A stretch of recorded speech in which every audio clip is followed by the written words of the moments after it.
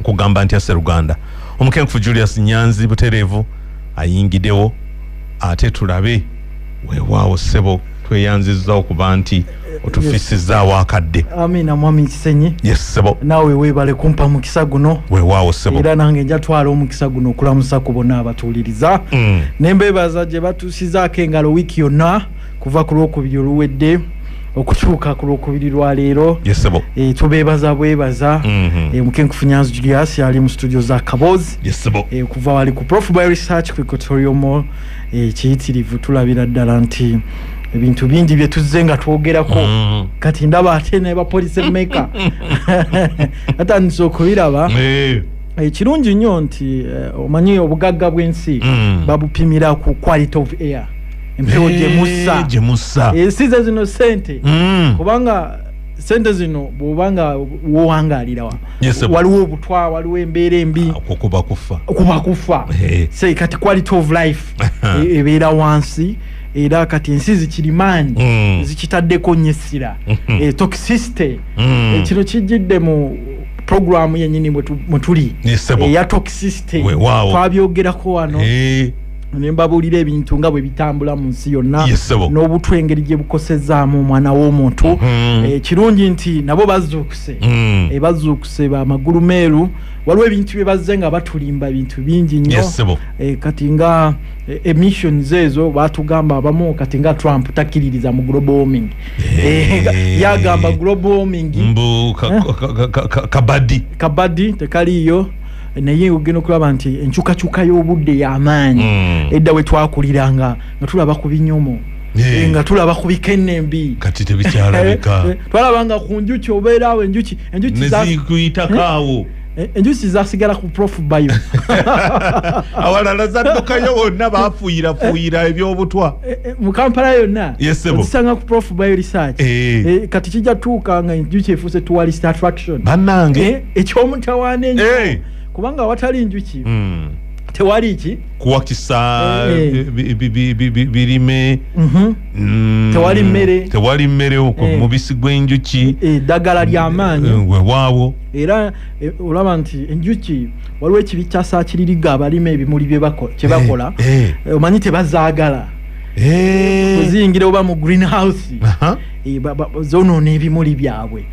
kati nabiraba eyo mu nsi emu balina obunyonyi bwe bavuga ekiro ne bafuuyira eddagala mu bbanga enjuki zonna zigende ensi awo wetuuse naye nga eba time bomb oba olinnye ku bomu yennyini kubanga ekimuli bw'onaamala okitunda ate emmere onaagijjawa okitegedde emmere onaagijjawa so pollution bwe buzibu obw'amaanyi toxicity ne pollution ekyasa kino nga bwe nabagamba ekyabirimu ekimu bajjajjaffe balina obuzibu bwaffe oba obuzibu obwaliwo mu biseera ebyo endwadde zaaleetebwanga obuwuka omwali kawumpuli n'abakatuliki bamuyimbako kawumpuli ow'ebuyego ow'ettima kayimbako nga abeera nga bali ku Our Lady of Fatima nga bakasuulamu St. Cecilia Choir nga bakakyusa amaloboozi kawumpuli ow'ettima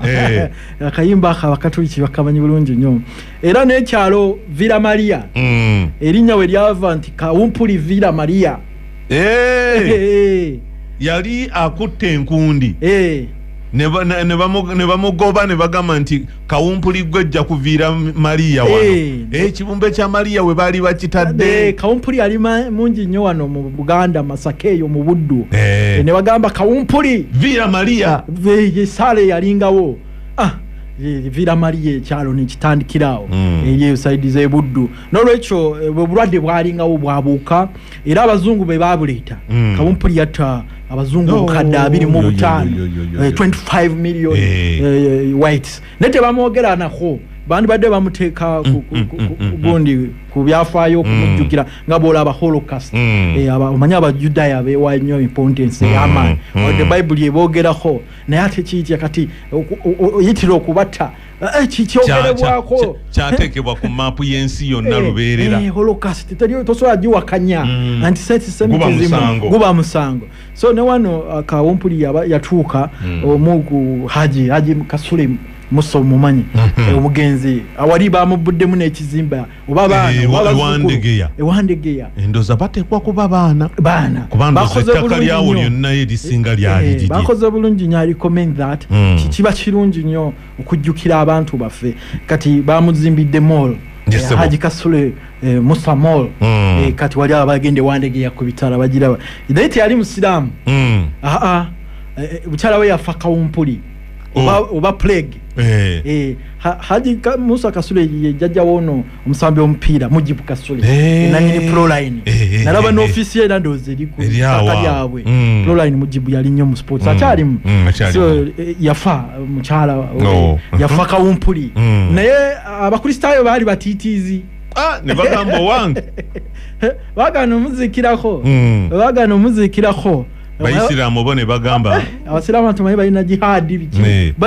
bote batya ne bamuzikirako n'asiramuka n'asanyuka nnyo n'agamba olaba mmwe muzze ne munkwatirako mu buzibu buno. Yes n'abawa n'ettaka awo awali gundi awo muzikiti ogulya nazimba emizikiti mingi n'abala n'abasponsoringa ne bagenda ebuwalabu eyo ne basoma oluwalabu baseeka bonna n'abasinga so n'olwekyo kati ebyo ebizibu byekyasa ekyo ekyabiri 20th century ne kati 21st century obuzibu bwaffe pollution ne toxicity obutwa obungi mu bintu ebyenjawulo ate medical world ebadde ebudinayinga emyaka gyonna nga tebelievingira mu detoxification naye bino zino measures zonna bagezaako okukendeeza obutwa bw'embize nga mbagamba wano obubeera mu mmere obubeera mu mpewo ebintu ebisiridde mu wetlands entoba za arsenic kirungi nnyo bintu abatugoberera n'emitimbagano programs zino tuziteekayo ku YouTube so n'olwekyo tuzuukuke kirungi nnyo okuzuukuka tetusobola kutuuka ku efficiency ya 10 ku 10 naye tutandise process kuba kati bw'olaba era wiiki ewedde nagamba nti bw'obanga ndoza abapolisi meka batuwuliriza era sijja wakala kubanga n'omukulu awuguliriza nnyo emboozi z'omukenkenkufu ne cabinet bonna ndoza baze nakugamba ku motoka ezifuwa omukka ne bagamba nti bw'muba mutambula yimirira ababoda balina effujjo babisanya emotoka ebakuba ekika n'olwekyo olw'ebyenfuna oluusi oba ne mechanical problems zetuba nazo ba technician baffe bamakanika abamusiba esimbu nayinga omukugu gw'emmotoka gwamutawaana nnyo muwulira gwamutawanya gulimu nitrogen oxide carbon monoxide gwono n'amawugwe era mubazungu abagwagwa abagala okufa bayimirire bafuna garagi nakoleza emmotoka eyo n'abeera omwomu neyeggalira nafa neyetta nga tamize butwawo baddayizo naki so kyamutawaana nnyo emmotoka ezo omukka mubi nnyo toxicity y'amaanyi enfuufu eyingira mu mawuggwe kikulu obwoya obw'amawuggwe buno obusengejja empewo nebwonoona kati empewo netandika okuyingira butereevu ne chemicals endala ne bireeta allergy autoimmune so n'olwekyo tulwane ku environment okulanga tutaakiriza obutonde n'okukuuma omutindo gw'ebintu kubanga bajjajjaffe abaatulekera ensi eno kikyakusazibwa kyamaanyi bwenakoma kuffe kubanga emiti tugitemye entobazi tuzisaanyizaawo kwegamba tukozesezza ebyobutwa bingi nnyo okukola ebintu ebyenjawulo wonna kwegamba butwa ne slogan eno money grows on trees gyetwayiya ku Prof by research tugezaako kulaga miti musimbe ku miti lwakuba nti abantu kibalema okutaputa ne balowooza nti agenda kulinnya omufene ajjayo ebikola mutwalo abiteeke wali abitwale ku dduuka bamuwe kyayagala kitugezaako reverse psychology okulaga nti omuti guno gulina value obutonde buno bulina omugaso kubanga ffe tutuula wansi w'omuti kwetolya tulinawo ka esi oba ne wano waliwo esi kati esi eno eyinza okuba ng'enywa akakadde k'amasanyalaze omwezi kati bwe guba omwaka obukadde 12 bukadde 12 mu myaka 10 obukadde 10 ate milioni yentono ennyo ne kati eyo sokola abe expenditure eyo mwami Kisenyi ne singa omuntu wano wabaddewo omuti yesebo ate omuti ogusasula sente omuti tegusobola nakuweza ndoza mitwalo 5 okugusimba tegusobola guba gwa 10 ulire n'ofukiriranga bufukirizi ate ne gusobola n'okuwa ebirala okujjako empewo yokka no eddagala livaamu mu muti ne tuva n'empewo okugisengejja ne kubaako ebibala emirandira n'ogijjamu ebirala kamulamu oyiro n'ojjamu sente bannange kati mu maka gaffe sente zetusaasanya okusasula amasanyalaze ate waliwo abatazisaasanya nga bw'amala okulya atula wansi w'omuti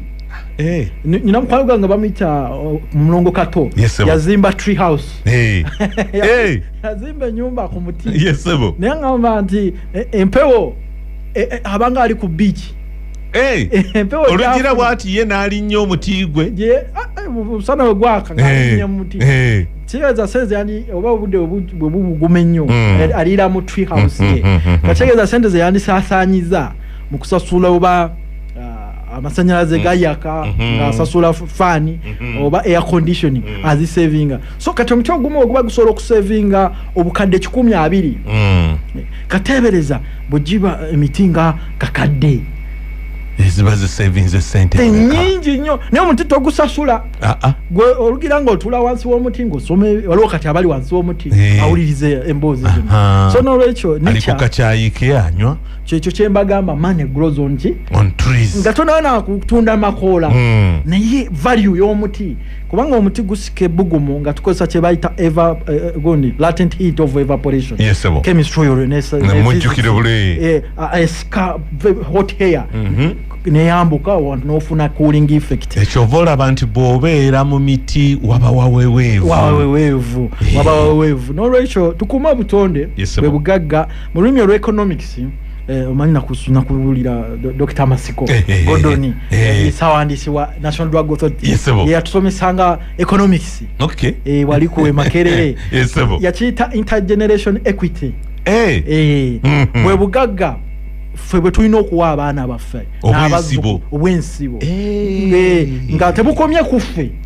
abaana katolaba obugagga bwa Madivani bwa intergeneration obugagga bwa ba Meta intergeneration agakani tata nti n'omwana n'omuzzukulu abusangawo naye kati obwaffe bukoma ku ffe so kyamutawaana so ensi eno tugirwaneko tuterize tusimbe emiti tugatteko omutindo kubanga abantu tebagala simba miti kuba bagamba nti omuti naafunamu ritani ngenda kusimba jambula alikula ne bagamba nti era nzijukira luliwo otandikanga nti tusimbe oba kaseddero oba tusimbe vakedo oba tusimbe emiti egyo buliro gwatugwa n'emigaso oli ekibuzo kye yasookanga nga tannaba kubuza nti guli ku sentime endoko eri ku sentimeka gumala ebbanga kine gulyoka gumpa vakedo n'omugamba nti emyaka gijja kuba wakati w'esatu n'4 naye obulungi ennyo gijja kuba 5 naggwamu amanyi nagamba emyaka 5 nga ndi awo ndi ku muti gumu bwe guti anti ffe tulina bugagga bwansibo tetulinga abamagulu mweru abamagulu mweru bo batunulira obugagga obwaki obwensibo tebukoma ku bo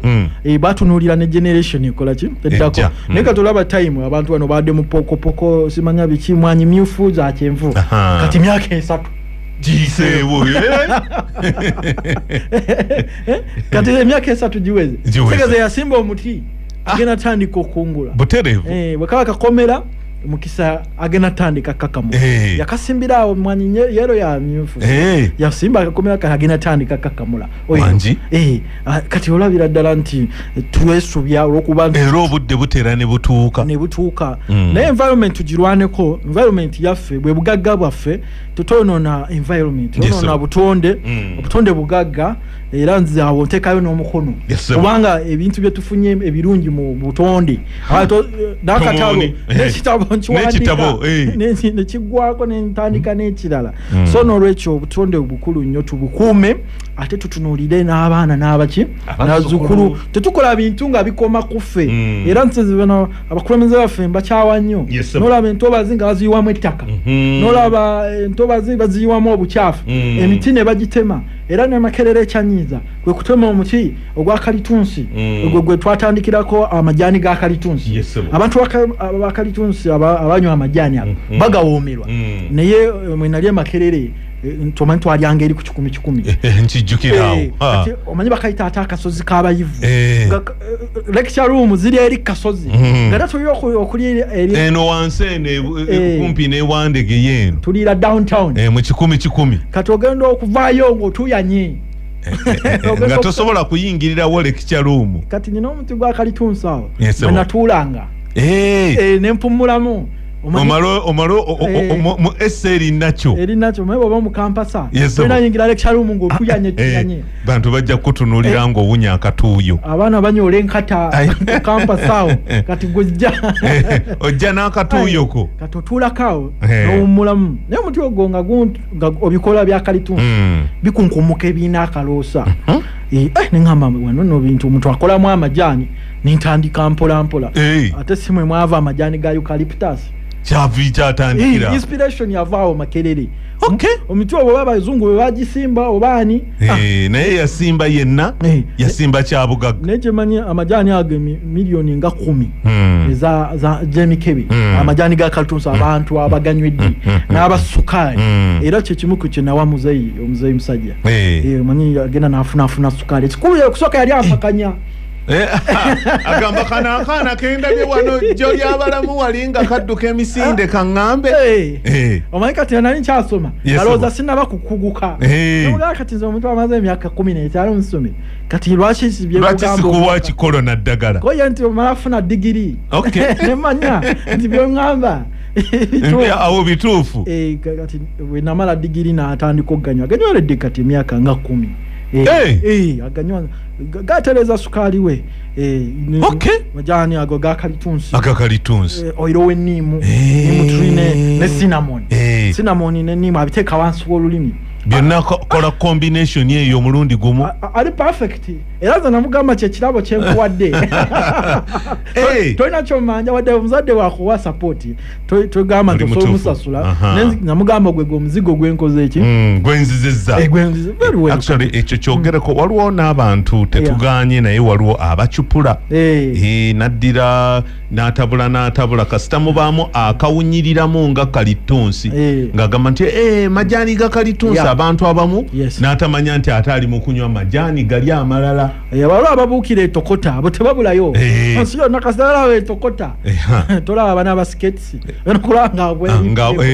kati kyekimu era ne green tea bwe wamwogerako wano naye nze bwe nakakasiza green tea omutuufu bw'omuteeka mu kikopo ebikoola biddayo ate ne biba bya kiragala 100 ku 100 ng'omanya oli ku kituufu ate green tea baddamu ne bagakozesa amajani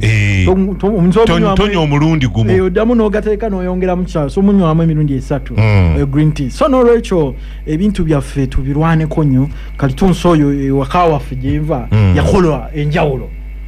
mama gwanywa bagenda omukeera cholesterol talina cholesterol anti muto wange kati mediki kati naye yekalakasa kagamba ye yalaba pharmacologist ayingiddewo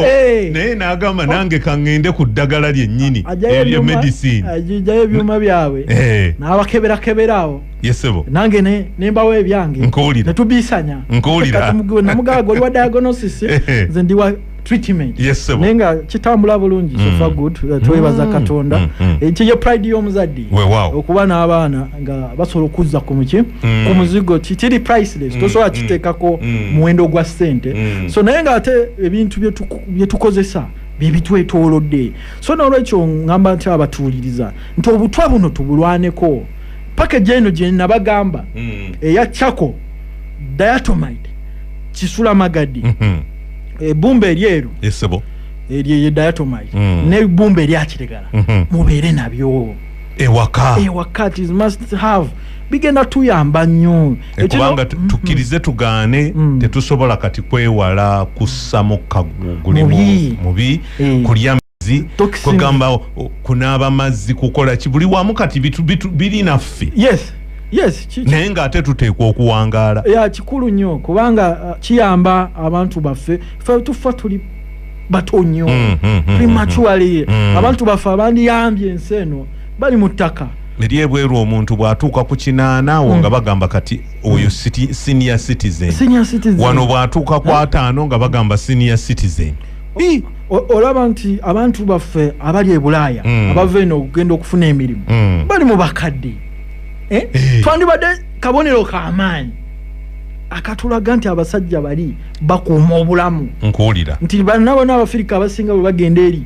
bayamba kwabo basenior citizen nursing. Ekitegeeza nti bakuumye abantu baabwe. N'ate kati gwe weefumiitiriza eno gy'ova ewammwe bameka abasenior citizen booleseeyo. So kyandibadde point of reflection ne twefumiitiriza ng'ensi nti bwe tuba nga tetusobola kuwangaala biki ebitulemesezza okutuuka ku myaka gy'abali ne tulaba abantu baffe abaana abato bonna bagenze eri kuwa home support. Kitegeeza nabo bafa ku bantu baabwe abeeri. Naffe lwaki tetufa ku bantu baffe ne tulaba ku bamagulu meeru nga bazze okutuwa nabo support. Kisoboka. Oli bw'akiwulira agamba ekyo kisoboka. Ebyobugagga byokka bye tulina wano mu Africa ne Uganda tusobola otuwaliriza okusikiriza abazungu kubanga ffe obuzibu bwaffe tusetolinga for less. Akantu akatono ennyo ke katumalamu. Teri kinnumanga mudaali guno ogwa gold medal ez'abano ba Kiproti ba Kiputegei gwe baddukira nga teguzitola wadde ne grams 5 naye nga ffe tusinga golodi wano naye nga Karamoja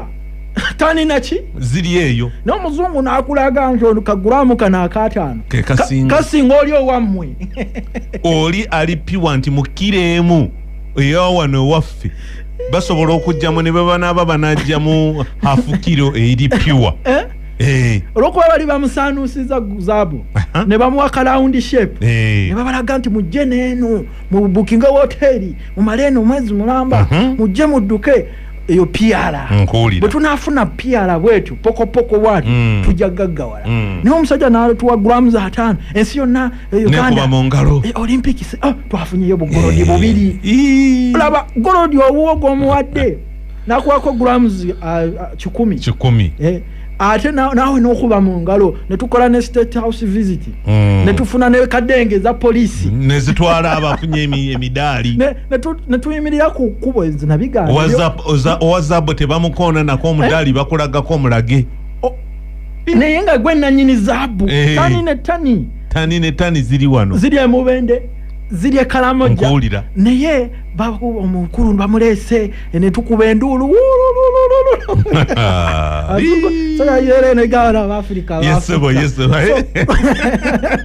twandibadde tubayita ne badduka e Kampala ne bagamba nti ffe tugaba kilo namba buli anaawangula tulina kilo namba eya golodi.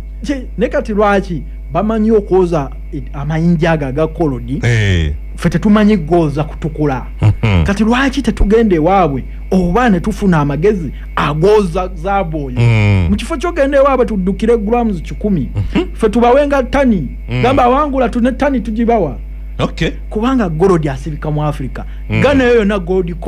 Coast ekyayisa Mansa Musa the richest man buchanga ensi ebeerawo. Mansa Musa yalima gondi eyo Mali eyo n'azimba ne university Timbuktu. Yagenda okukola hijja e Maka yagenda ne tani za golodi nga ziri ku ngamia naye avuwaza abawalabu bonna price ya golodi n'agisuula abawalabu ne bakomawo ne bamugoberera. Sikwe kuleeta wano eddiini n'obyobusuubuzi bagamba onaavaawa wava golodi omungi bw'ati. Gold Coast Ghana yonna gold ki nefena tuli mu kibox ng'Abafirika. So n'olwekyo bintu bingi bye tukyalina okukolako naye it is never too late. So nebino ebyobutonde obukyafu buno twekwate bentonite twekwate white kile twekwate ekisula twekwate chako nga bwe nabagamba bentonite wiki ewedde agenda tuyamba ku butwa. Bentonite ali kwerigonyawo wone waffe wano bentonite ali kumuhavula Mountain Muhabura ali wali Congo ne Mountain Nyamirenga nehinga bentonite ajjawo obuchafu owa aflatoxins mu mubiri. Aflatoxins bwe bukukuvu obuvudde mu kutereka ebintu wansi oba okubyanika wansi. Banika kasoli banika ebinyeebwa abantu baffe emwanyi soya ate bamala okwanika wansi ne batereka mu store ng'amabaati gatonya ne bikukulira ddala. Kati obukukuvu obwo bwe bulese kookolo bwe bulese hepatitis ow'ekibumba bwe bulwazizza ekibumba. Olaba hepatitis mungi bw'oba ne aflatoxins nti hepatitis virus yegazanya buki bwegazanya. Aflatoxin ebanga omanyi mu science zino ze bayita bacteriophages nti virus bakola omukwano ne bacteria kigondeza virus eyo. Ebanga kadenge bwe gulire kuba abakulu kati ne aflatoxins oba zigulira virus ya hepatitis naddala B ne C. Kati ovolaba hepatitis mungi abantu bambuza naye bino bivuddewa byaliwo naye emibiri gyaffe gyali gisobola okwerwanako. Kati bikyusa olw'embeera gye tubeeramu ekitegeeza nti tuba twetaaga okudetoxifying ennyo ebigundi bikendeerere ddala mu mibiri. Ebintu byonna ebikukudde okuva lwaleero lwakiri banampita bikyawe bikusula mu toyi wangi bosanga emigaati mu supermarket gikuŋŋaanye ogambeko manager okukukuvu bubi ebintu ebikukudde muleme kugisa abaana balina ekyejo babeera ku tikitaka bamuwadde ye manager akeberenga stooka mu kifo ky'okukebera emigaati ali mu kukebera tikitoka bamuwadde sente okuba akatandaalo oba okujja ku prof biosage kugula dryer yaziridde naye obukukuvu obwo butuleetedde tabu ebikukula ebintu bingi bikukula nala wano Kenya yagoba ne kasooli waffe yagoba kasooli waffe tekyamugula nti waffe alimu aflatoxins n'omwaka oguwedde Sudan ey'amaserengeta yawamba ne tugamba nti Sudan ene yakatandika obutandisi abantu abamu ne bagamba Sudan yetumanyidde so nno Sudan eyo bawamba kasooli waffe ng'alimu obukukuvu ne mukulu n'asindikayo omutabani omukoddomi lwabogo agenda amununule nekyamutawana nnyo ne South Sudan gye tuzadde okulaba nti eraba nti obukukuvu bubi naye ffe bannayuganda ate obuzibu buliwo mwami Kisenyi emmere bwekukula oba kasooli oba kyacu ate tubiwa nkoko ayina olowooza mbu kasita ze sibiridde enkoko yiiyo. Kati mu nkoko emo ogenda mubisangamu mu nkoko ate mu bibumba mu nkoko nkulu ne mu nkoko yennyini. Aflatoxins zifiira ku degrees 300 300 degrees kitasoboka kufuuka teryafumba mmere n'agituusa ku diguri 300. Yes naye kirungi bentonite asika obutwa bwa aflatoxin. So kyandibadde kirungi buli muntu n'anywa ku bentonite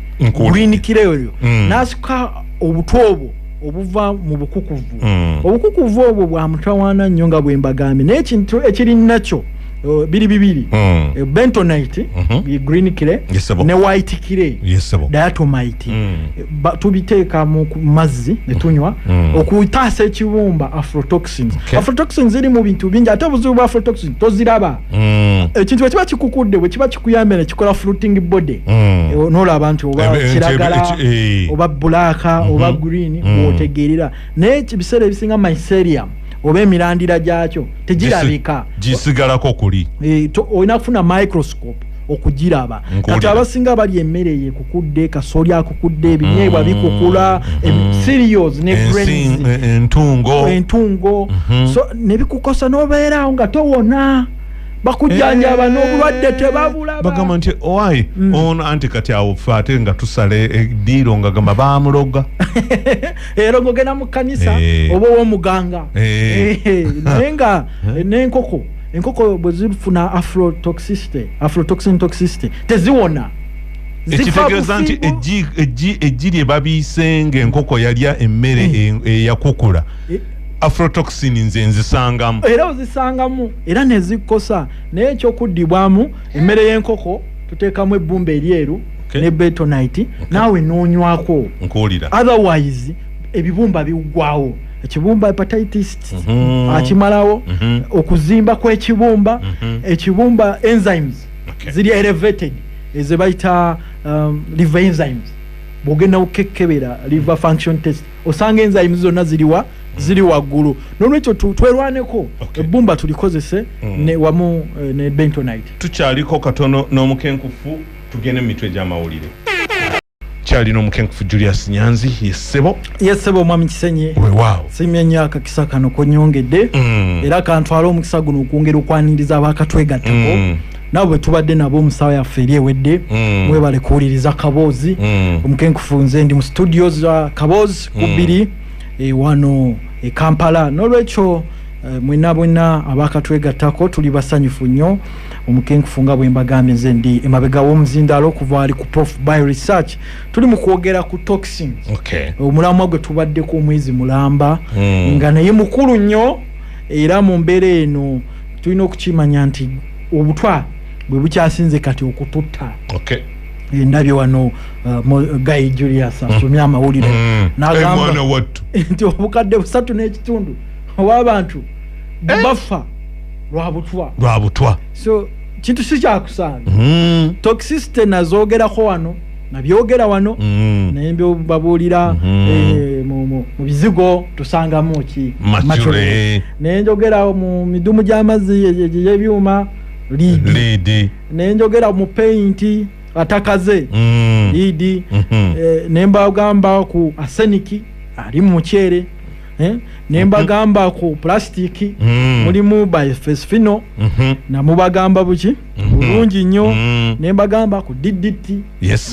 ne glyphosate mu byokulima pesticide nembagamba ku ddagala ly'ebiku pyrethrin nemubagamba waliwo eddagala ery'ebiku waliwo eryo neriwunya ekiro kyonna ennaku 2-3 neriwunya ebyo byonna tawaana myerere naye bagamba ku sigala mulimu nicotine ne benzini era abasawo abaconventional abekyasa 18 ne 19 tetujja basonyiwa bagendanga ne bekuba ebifaananyi nga basmokinga nga bagamba kino tekirina buzibu era bamisiridinga abantu bangi kubanga omanyi omusawo ali respected mu society abamuziyivu bekubisanga ebifaananyi nga bali ku cigarette nga banywa ne balaga mugende mu smoking it is cool naye abasawo byavayo ne beetunda that was misleading nti okusmokinga kuyina obulabe bungi nnyo eri omubiri gw'omuntu era kampani za sigala zonna ne wano zaggalawo it is very challenging kubanga processing ya sigala eyo ebongeramu bibikosa amawuggwe ne bireeta kookolo w'amawuggwe ne neck esophagus obulago emimiro ne mbagamba ku dioxins ezibeera ku sente ezo tuzaagala naye kati ensi egenze mu cashless economy abantu tebakyakwata nnyo sente naddala mu bamagulumeero bakozesa cards credit cards debit cards ne mobile money naye ffe wano twagala nnyo cash olwa economy yaffe tukyakula naye bw'onaaba onakwata ku sente ffe olaba ng'engalo zo ziba nkalu abantu baffe batuuyana balina obulwadde bwa hyperhidrosis batuyana nnyo engalo ate abagenda emmanju bwe bamala okunaaba zino disinfectant oba sabuuni oyo babaterawo obutawulo ne bu air dryer affe tuyitako biyite tebabukozesa kasita buwamu gumu ebiri nga kati mpayo sente mmeka kemika eyo reactinga ne kemika eri ku sente n'ofuna obutwa bu dioxins ne bukuyingira ekokolo oyo alaje bintu byotategeera ti skin yange etandise okufa etandise okakanyala bintu byonna ensi ebimanyi kuba eddagala lye bakozesa mu kukola sente abamagulumeero baliko likozesa lya mutawaana nti ebyenje bireme kulya sente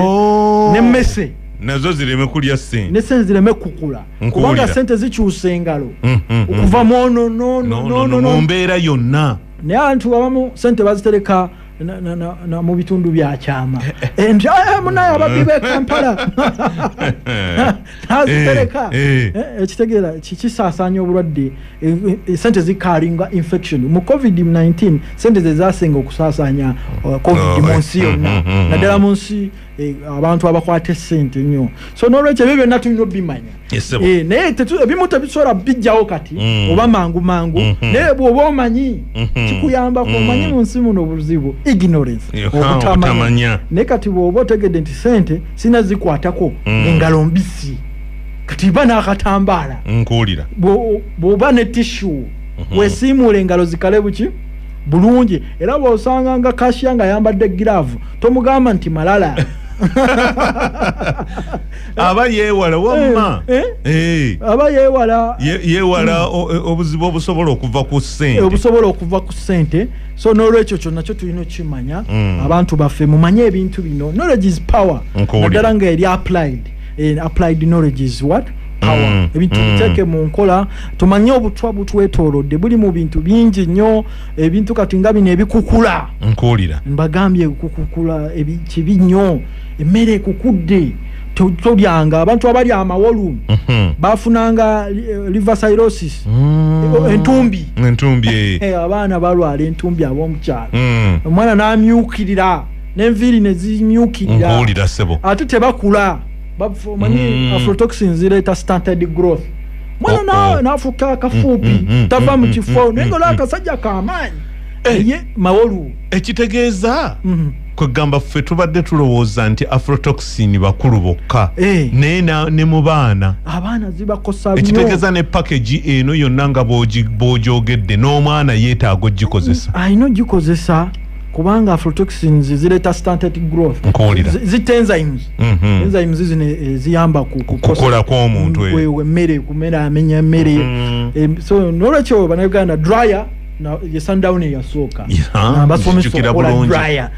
dryer kubana kitegeera nti okukaza kintu kikulu nnyo ne twongerako kati ezikaza misana n'ekiro nga tukozesa briquettes oba amanda ne solar panels zetuyita biomass dryers mukaza ebintu bikale bulungi abantu baffe bakola ensaano ddagala lino erya habo naye abamu tebafaayo erimu nerikukula otunda bulamu naye ate era otunda kufa bana Makerere bajja silently ne bakola random sampling mu ddagala eryo balitwala ndisanga eyo Makerere ku pharmacy nga bakoze reporter ngagamba etya bamusawana nnyo naye mwogerangako kati bamanyi bw'onaagenda eri alikola tajja ddi bw'onaba mugamba kyogenda okukola ayinza olutalikuwa kati bagenda mu butale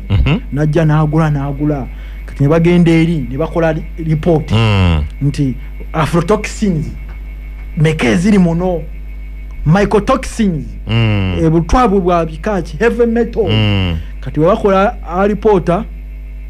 kati nga bagipublishinga kati National Drug Authority za reporter zekozesa naye nga omwana yali akola study ki wakugera okulaba nga bakusazeeko naye nga ogenda okulaba nga ekiwe kiva butayanika bulungi ki ddagala so tulina okufuna dryers nkulu nnyo zijja tuyamba nnyo kubanga obutwa buno buleese obuzibu bw'amaanyi ekiwumba kisaanyiziddwawo ne virus ne zeeyongera aflatoxins ziwa conducive environment virus okwekubisaamu n'okwatwa okutulumba mu mbeera eyo ne tuba nga buli kaseera bwogenda mu ddwaliro olina infection ezifuuka ki infection mu bantu abakulu ne mu baana abato infections ate n'ekirala ng'ogyeko infections zife mu bantu n'ebisolo byaffe nebyo tebiggwako infection ne infection ziba nnyingi mu bisolo bw'otunuulira enkoko kati waliwo buno bumagulu mampi anti buli omu ebikukudde abikanyuga muki mu bwamagulu mampi buli kintu kya butwa nti obwo buli kimu ky'obuwa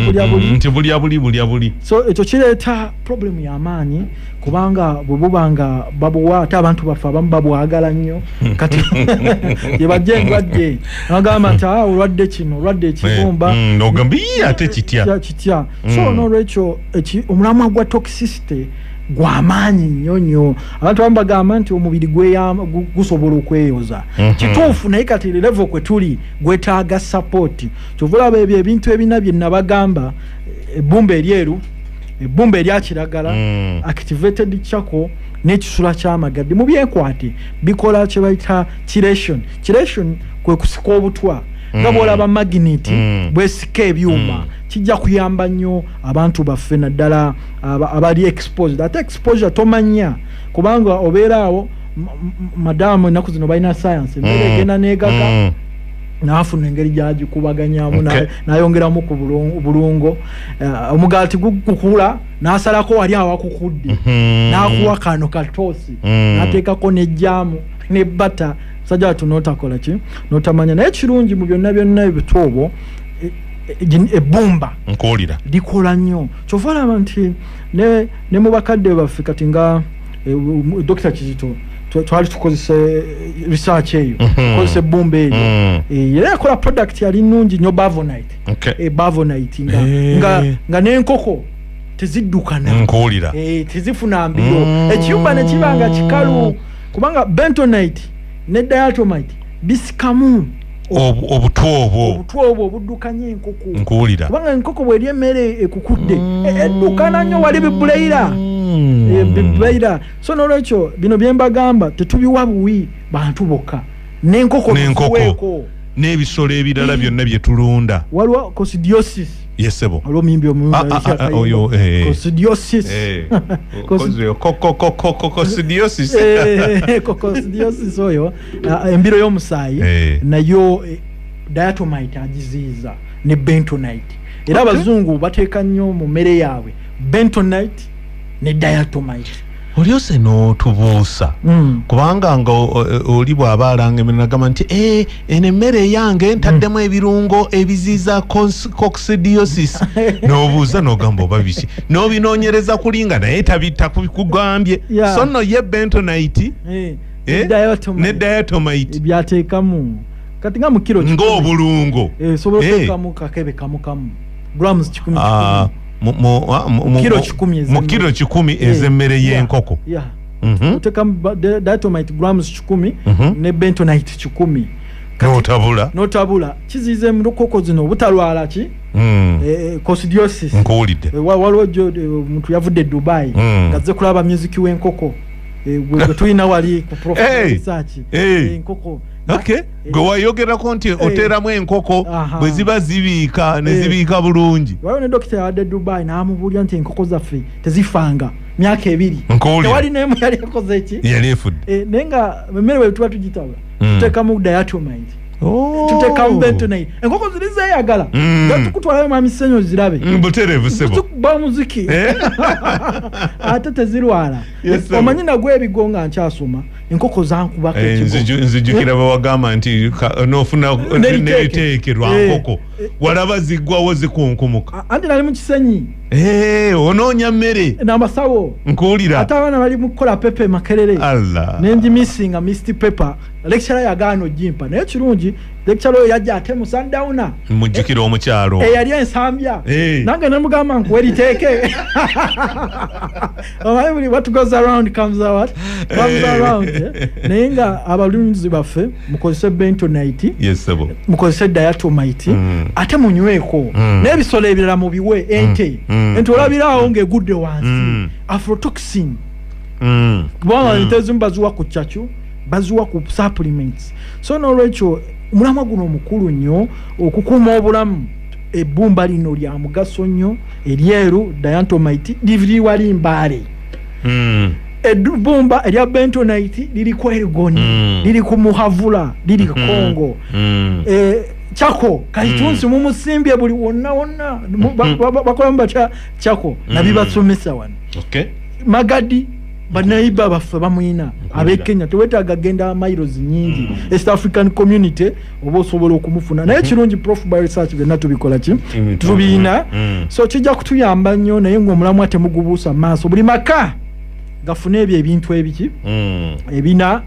kijja tuyambako okusinziira ku classified research zendabye manyi nakubulira ku bamarini bange